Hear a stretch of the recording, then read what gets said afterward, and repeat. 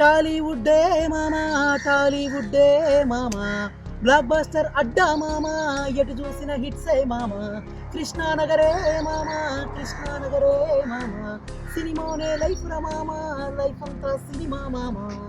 Hi viewers, this is Suryanandam, upcoming comedian and Tollywood fan. Chellamma నమస్తే. అన్నపూర్ణ శంకర గారు బాగున్నారా? మీ వీడియో చూసానండి. ఏమంటిరి స్త్రీ జాతి నపమున టాలీవుడ్ డైరెక్టర్స్ రైటరు నీచమంటిరా? ఎంత మాట. ఇది రియల్ ఫీల్డే కానీ రియల్ ఫీల్డ్ కాకూడదు. ఇది రియల్ ఫీల్డే అందురా. అలనాటి సతీ సావిత్రి, సతీ అనసూయ, మిస్సమ్మ, మయూరి, మాతృదేవోభవ, కర్తవ్యం, ప్రతిఘటన, ఒసే రాములమ్మ వంటి చిత్రాలను మీరు చూడలేదా? అక్కడ స్త్రీకి ప్రాధాన్యత కల్పించలేదా? నాడెందుకు నేడు రాఖీ, మంత్ర, చంద్రముఖి, అరుంధతి, అనామిక, రుద్రమ్మదేవి, జ్యోతిలక్ష్మి వంటి చిత్రాలను మన టాలీవుడ్ నిర్మించడం లేదా? దాంట్లో స్త్రీలకు ప్రాధాన్యత కల్పించడం లేదా? అది మీరు చూడలేదా? అంతెందుకు, మొన్నటికి మొన్న మన బాలయ్య బాబు గారు నటించిన లెజెండ్ బ్లాక్ బాస్టర్ మూవీలో స్త్రీ యొక్క ప్రత్యేకతను గురించి వివరించలేదా? వినాస్త్రియా జననం నాస్తి, వినాస్త్రియా గమనం నాస్తి, వినాస్త్రియా జీవం నాస్తి, వినాస్త్రియా సృష్టేవ్య నాస్తి. స్త్రీ లేకపోతే జననం లేదు, స్త్రీ లేకపోతే గమనం లేదు, స్త్రీ లేకపోతే సృష్టిలో జీవం లేదు, స్త్రీ లేకపోతే సృష్టే లేదని చెప్పారే. ఇంతకన్నా టాలీవుడ్లో ఇంతకన్నా స్త్రీ గురించి ఇంకేం చెప్పాలి చెప్పండి? టాలీవుడ్ ద్వారాగానే వచ్చింది ఆ మూవీ.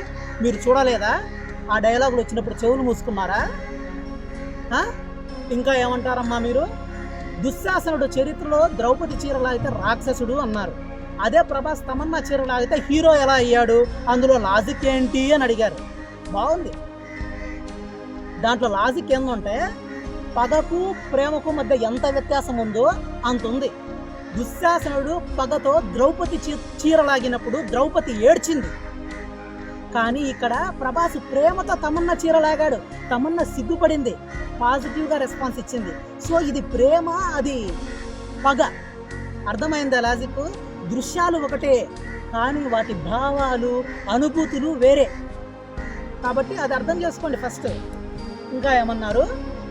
ఓహో, 40 ఏళ్ళ పవన్ కళ్యాణ్ గారు 60 ఏళ్ళ ఎంఎస్ నారాయణ గారిని కొట్టింది మీకు అందులో కనిపించింది. కానీ అదే 40 ఏళ్ళ పవన్ కళ్యాణ్ గారు నదియా అనే స్త్రీ, అత్తపాత వేస్తున్నటువంటి స్త్రీని కుర్చీలో కూర్చోబెట్టి తన కింద కూర్చొని పసిపిల్లాడిలాగా తనను ప్రాధేయపడతాడే, ఆ సీన్ మీకు గుర్తుకు రాలేదా? అక్కడ స్త్రీలకు ఇంపార్టెన్స్ ఇచ్చినట్టు కాదా? ఆ సినిమా టైటిల్ కూడా అత్తారింటికి దారేది అని పెట్టారే కానీ మామగారింటికి దారేది అని పెట్టలేదే. అక్కడ స్త్రీలకు ఇంపార్టెన్స్ ఇచ్చినట్టు కదా. ఎందుకు అలా పెట్టారంటే టాలీవుడ్లో స్త్రీలకు ఉన్న ఇంపార్టెన్స్ అలాంటిది. సో దీన్ని బట్టి నాకు క్లియర్గా అర్థమైన విషయం ఏంటంటే అన్నపూర్ణ శంకర గారికి పగకు ప్రేమకు మధ్య తేడా తెలీదు, రేప్కు రొమాన్స్కు మధ్య తేడా తెలీదు, కామెడీకి కామానికి మధ్య తేడా తెలీదు, రియల్ ఫీల్డ్కి రియల్ ఫీల్డ్కి మధ్య తేడా తెలీదు. నో కామెంట్స్, అంతే, క్లియర్. చివరగా ఒక చిన్న మాట. ఒక తెలుగు సినిమా బాహుబలి 500 కోట్లు రీచ్ అయ్యిందంటే that total credits goes to ఒక తెలుగు డైరెక్టర్ రాజమౌళి గారు అండ్ హిస్ టీమ్ ఓన్లీ. వరల్డ్లో ఉన్నటువంటి ఫిలిం ఇండస్ట్రీని మొత్తాన్ని అటెన్షన్ పెట్టింది. టాలీవుడ్ యొక్క కీర్తి ప్రతిష్టలను శిఖరాగ్రాన ఉంచింది. You have to keep it in mind. So సినిమాను సినిమాలాగా చూడండి, అంతేగాని అందులో ఇది ఉంది ఇందులో అది ఉంది. మీకు వీలైతే ఒక సినిమా చేసి ఇది కాదు ఇలా ఉండాలని చూపించండి చేతనైతే. విమర్శించడం చాలా ఈజీ అండి.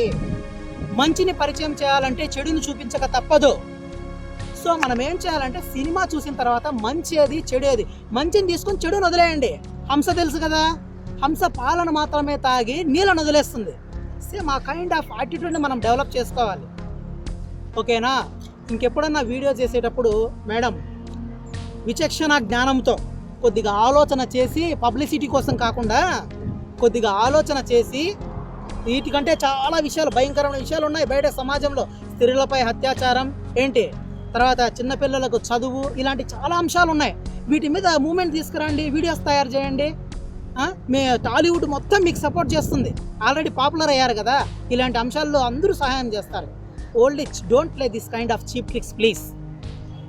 టాలీవుడ్, జై టాలీవుడ్, జై టాలీవుడ్ డైరెక్టర్స్, జై టాలీవుడ్ రైటర్స్, జై జై రాజమౌళి.